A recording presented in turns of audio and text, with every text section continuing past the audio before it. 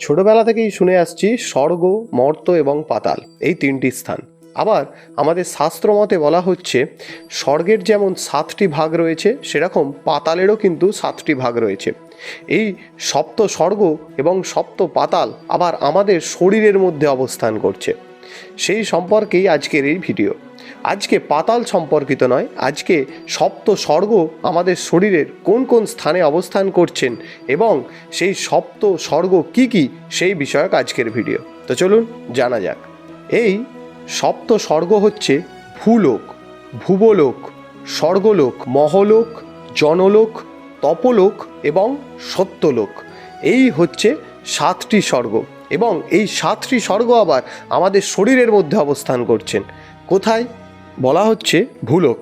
আমাদের শরীরে নাভিদেশকে ভূলোক বলা হয়েছে। তারপরেই আসছে ভুবলোক, আমাদের হৃদয়কে ভুবলোক বলা হয়েছে। তারপরেই আসছে স্বর্গলোক, আমাদের কণ্ঠদেশকে স্বর্গলোক বলা হয়েছে।